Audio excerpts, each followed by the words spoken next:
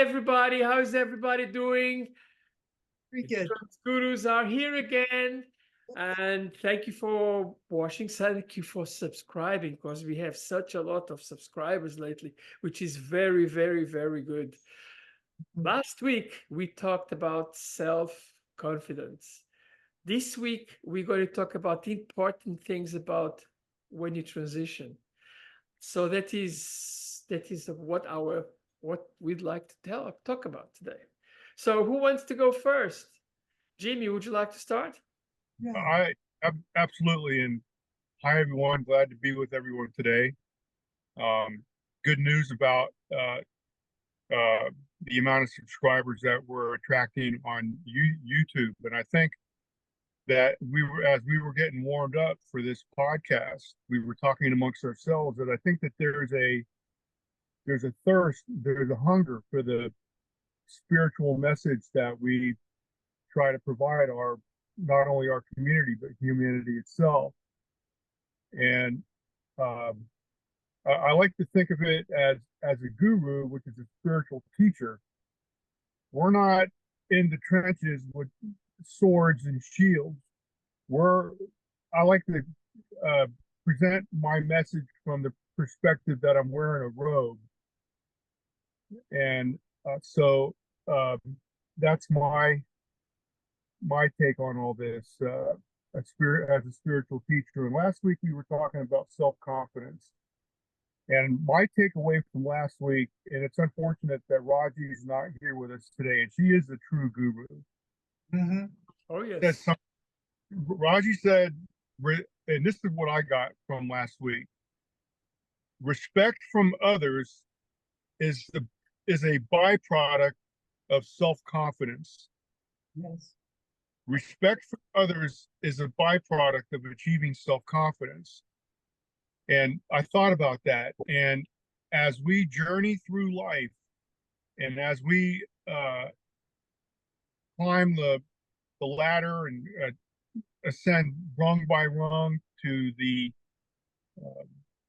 pinnacle of self-mastery and self-actualization, these are all beneficial byproducts of these achievements.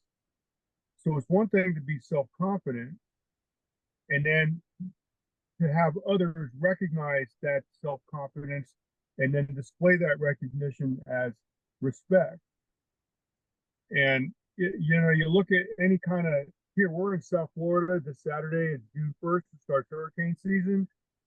Anytime that there's like a natural disaster, there's all these people that step up and provide leadership to the community on how to deal with the disaster. And those people are usually the ones that have achieved self-confidence, and then as a byproduct of that, gain respect from their community. And when they give a recommendation or a course of action needed to alleviate the disaster or a way out, the people usually oblige. So today we're going to talk about I think the topic is what's important to us in our transition. And I've mentioned this in other podcasts. I don't even really like to refer to my metamorphosis as a transition. It's like a moth becoming a caterpillar becoming a butterfly. And I think the most important thing, I think, is the realization of self. The mechanics behind it, I think, are secondary. What I mean by the mechanics, the physical transition.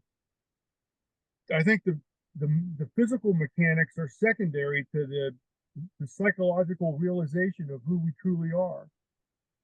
So that light bulb going off, I think, was the most important thing in my real self-action process of becoming self-actualized.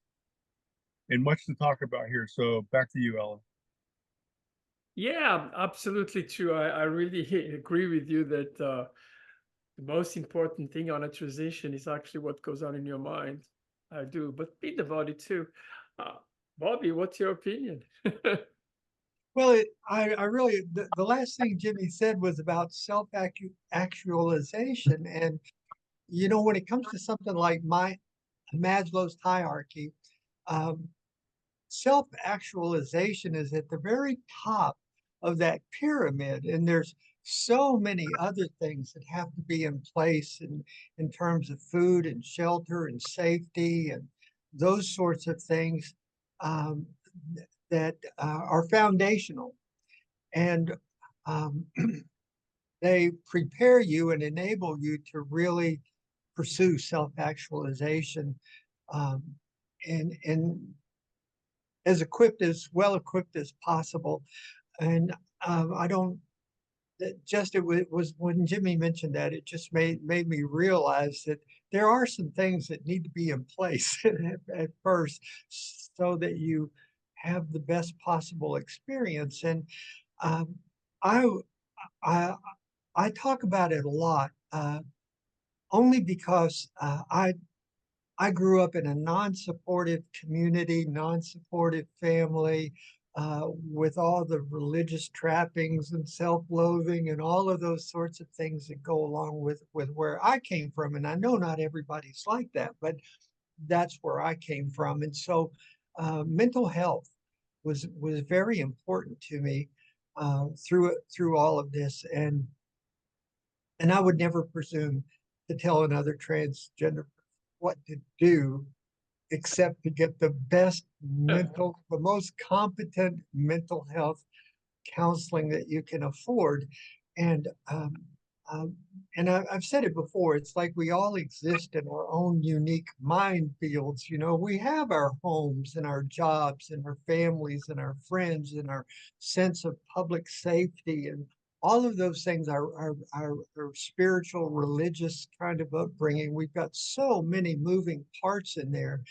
And I just really believe that gaining access to competent counseling was one of the things that was really, really important to me because, um, you know, you want to have an income, you want to have employment, you want to have shelter, and you have these family relationships and friends that are important and all of those things. And I think getting a good, competent counselor is real important. Plus, they're part of the gatekeeping process too when it comes times to look into things like hormone therapy and medical interventions and things like that. They're it's really helpful for that. And so I the reason I say that is because I transitioned late in life. I had a really good career going on. I had a huge family. Um, uh, I tell people to be careful who you kiss because, I remember the first time I ever kissed my wife, and then we have 4 children and they grow up and they all get married and then they start having children. And so 4 children with 4 spouses, that's 8 people, and 10 grandchildren, that's 18. And then you put mom and dad, and there's 20 people. And that's why I say, be careful who you kiss because it turns into 20 people. And that was really important to me to, I wanted to take, not counting myself, I wanted to bring all 19 people along with me. I didn't want to lose any of them. And that's one of the things I was most grateful to have a counselor to talk through all their different personalities and issues, all of that stuff. And I was able to bring 18 of them. The first person I kissed was the one that didn't come with me, my ex. So, yeah, so it's like 18 out of 19. I've got to be happy with that. That's better. And so it was just real important to me to keep my family intact and to have their support and understanding and all of that along with it. So that was the first thing that was really important, and I attribute that having a good counselor to help me think through everything. Mm. Yeah, absolutely. I have to tell that I do believe in the counseling part. As a matter of fact, Jimmy and I, we had the same counselor in the beginning. Dr. Clark is a absolutely fantastic person. But Mm. I have to tell you as well, you know, my story goes, as far as transition is concerned, goes a little bit further. I started to transition the first time in 92. So it goes a long time away. And it was because of a counselor or a psychiatrist that many things didn't work. Because at the time, it was another world. It was, the gatekeepers were too high, you know, really very, very difficult for you to transition. And that's what they did all the time, was to make sure that you don't transition straight away. You take your time and you're absolutely sure, and then you transition.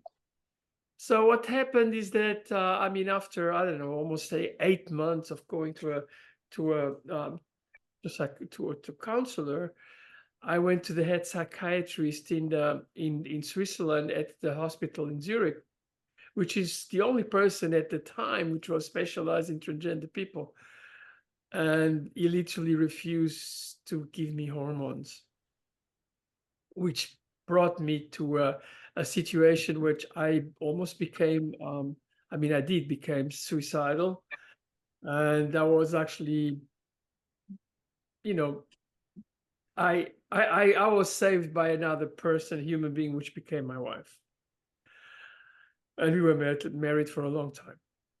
And so later on, I kind of not given up, but I was not very active at it. I went back into my closet. And then later on, when I came to the United States and there was an opportunity to do it, I just went to Dr. Clark, and I said, hey, save my life. Which she did very, very, very well.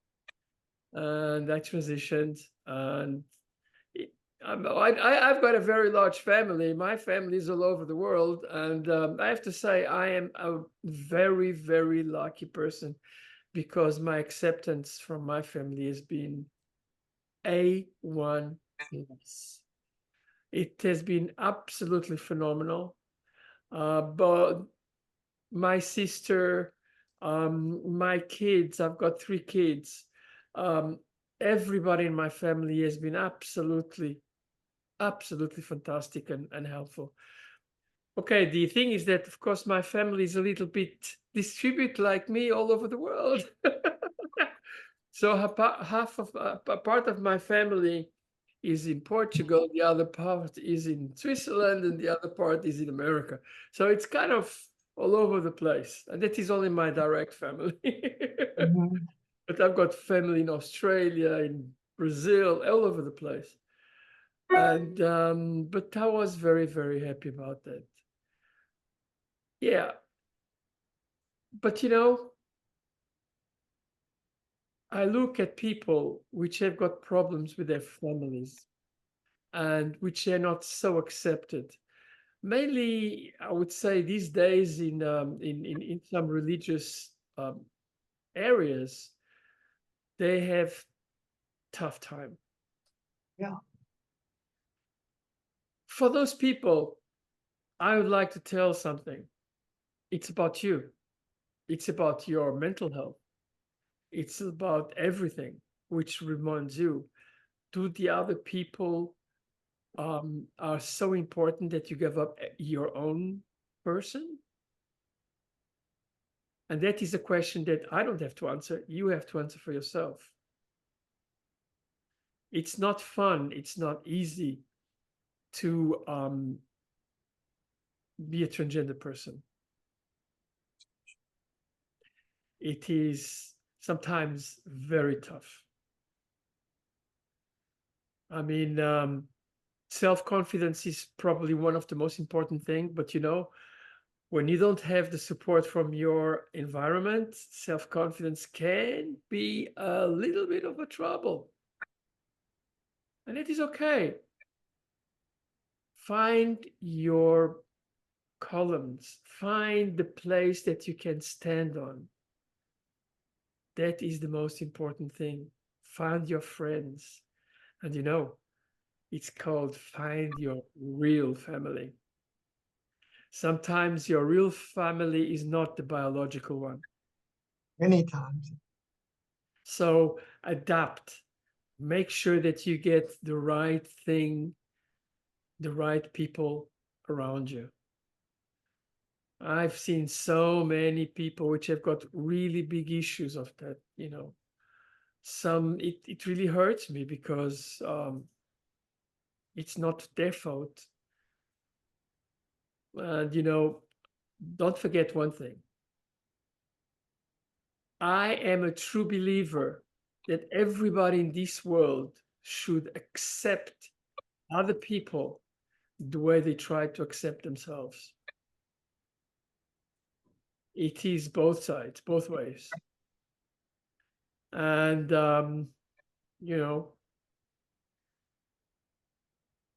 what is wrong with us being the way we are? There's nothing wrong with it. Absolutely nothing wrong with it. And don't take the Bible or whatever because it's, sorry. Yeah. And even if you're Catholic, don't forget, religion is not unanimous. There's all types of religion in America, from very LGBT friendly to very LGBT non-friendly. Choose where it's the right thing for you. But I mean, for me, I have to tell that after my transition, I became a stronger person. I became a much healthier person. I became a happy person. I am still very, very, very active in my work. I love my work. I love my customers. I love to go to places. And I'm lucky enough in that respect too, that people don't put any big issues about that. And, because I do work as something related with sales, so, the respect of other people is important. Integrity is real important in that job too. Absolutely, and integrity. And I have to say, I've got partners where they appreciate my integrity, they appreciate my work, they appreciate my knowledge, and my way of being. So it's okay, Throughout my life, I've learned so many things. And probably I'm very happy too in that respect because some of my partners come from India, and India is a country which actually respect or Hindu people respect transgender people quite a lot. Don't forget, if you've got a Christian or a Catholic which says that you are terrible, if you go to India, you know what? When the child is born, they want to show it to the transgender person. Why? Because it brings them luck. Oh, no, I didn't know that. Absolutely. So everything is a kind of, it's the way you look at it. There are many different angles. And there's not one which is the 100% truth. It's as simple as that. Right. Now, this is something I learned about India, about Tamil Nadu, which has got a really old history of transgender people, that in the Hindu religion, the respect for transgender people is pretty high. It's not always easy to be transgender in India, mainly because the British came and they forbid them in 18 something. Yeah. And they were reinstalled a couple of years ago, and it's not that they live ever happily because they have other issues as well, but like everybody else. But the respect that they have is pretty high. So never forget, it's not a uniform world. It's a world with full of angles of views, and I think that is the wonderful thing about this world. Bobby, you wanted to tell something, I think. Oh, well, you mentioned the religious aspect, and all of us have that influence. Either there's none at all in where we grew up, or it's very oppressive, or it's very liberating, or it's very mystical. There's lots of things that we have. I, um, I grew up in the Bible Belt, of course, and so it's very repressive. And that was the other thing that I think is real important, because so much of what we believe, especially when you hear people say, "Oh, you're an abomination," things like that, is like, "Oh my gosh," um, um, that's a hard thing to navigate. And one of the things I found was you have to study that stuff out for yourself. And people that have been following us for a while probably know that was part of the production effort behind this documentary, 1946, the mistranslation that shifted culture. And that's such an important film. Yeah. And 1946 is just search for that, because that was the first time in world history that the word homosexual ever appeared in any Bible. And it was a grave, tragic mistranslation of two separate Greek words. One had to do with pedophilia, and the other had to do with selling your children into sexual slavery to Roman citizens or temple prostitutes or things like that. And those were primarily crimes committed by heterosexual men. To this day, they are far and away the perpetrators of those kinds of things. And in 1946, the Revised Standard Version translation team got together and said, "Oh, that sounds like homosexuality." And so every place those two Greek words, ascenikoite and malakoi, wherever those showed up, they just put in homosexuality. That turned into a sacred weapon, and they didn't correct it until the 1970s. So I had to do a whole lot of research myself. The other thing is, most of the preaching you hear in far-right churches is coming from heterosexual people, and all they've ever looked in the Bible for is how to be a good husband, how to be a good boyfriend, girlfriend, parent, mother, father, and they never really study out gender. And so when I finally decided for myself to study out gender, it was like, oh my gosh, especially eunuchs. Eunuchs are mentioned 85 times between the Old Testament and the New Testament, people that are both and neither, male or female. And Jesus himself is in Matthew 19:11-12 says, some people are born eunuchs. And here you've got somebody said, this is intentional. We did that on purpose. Eunuchs are created, and they are called to exceptional purposes. And when I really started studying out what it actually teaches instead of what people told me, it was like, oh my gosh, I was created transgender, and I'm going to make the best. So Sure. that was a really, really tough hurdle for me. And I struggled with it for years. But once I really got into it, and I know this is going to be so offensive because there's so many people that have been so brutalized by the church. They have been traumatized. They have been hurt. They have attempted all kinds of self-harm and things like that because of the religious people in their lives. And my heart goes out to you. I really get that, and I hate it. But I just wanted to share those two things. It's like that word never existed anywhere in any translation, until 1946, and it was a mistake. And so that's why I tell people to check out 1946, the mistranslation that shifted culture. It's an excellent, excellent documentary. Absolutely. Yeah, and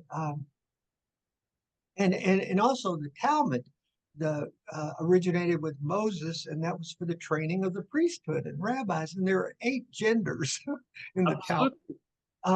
There's the procreating male and female, and then there's 2 kinds of masculine females and 2 kinds of feminine males, and there's 2 kinds of asexual people.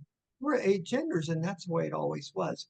And so my question is, what happened to it? And you alluded to it, Ella, when you talked about the British coming in to colonize India. It's like, well, we're not going to do that anymore.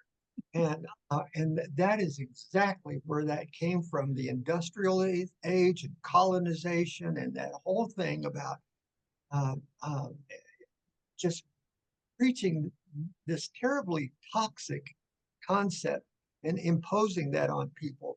It happened here to the Two-Spirit people in our own North America and South America. And so um, I just, if that's an issue for people, and I know it is for many, study it out for yourself, because no, you are created the way you are, and you can find a lot of confidence and security in it. I need to shut up. I don't want to preach. Oh, you're wonderful. Yeah. I just wanted to add something very small, but you say the church. I say some churches because Yes, thank there's you. no such thing, and luckily, as one church. There's Right, exactly. And Yeah. even the Catholic Church is completely divided, Oh, and they are. They are. many of the churches, it's completely divided. Yeah. Jimmy, we want to add something on that? Absolutely. This is all in an effort to impose conformity Mhm. to society norms.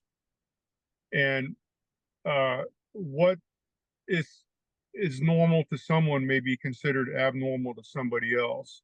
Mhm. Wouldn't it be boring if everyone was driving the same color and make car? We're all uniquely different, and each one of us, the 6 or 7 billion people on the planet, we have our own unique recipe to achieve self-mastery and then ultimately self-actualization. And trans people, we're just one variety of many on this journey. And I think also, as I'm listening to you all talk, the earth is has always, but I think it's accelerating uh, a state of spiritual ascension. Yeah. And I know in my journey, uh, me uh, becoming a butterfly, my spirit has flourished, and part of the part of this journey is spiritual awakening, and I guess part of it is waking up the part of myself that has been dormant for most of my life. So now there's the more I live, the more congruent all the parts of my life become. How I explain it to folks is all the horses are running in the same direction, and Mhm. that provides a tremendous amount of horsepower, spiritual horsepower. Yeah. And uh, uh,